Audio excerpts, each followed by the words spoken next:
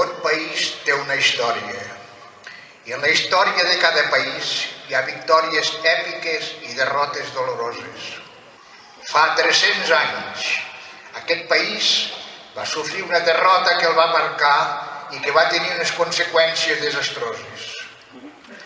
Però fa també 300 anys, aquest país va començar una proesa col·lectiva que l'ha portat a resistir i a sobreviure com a poble.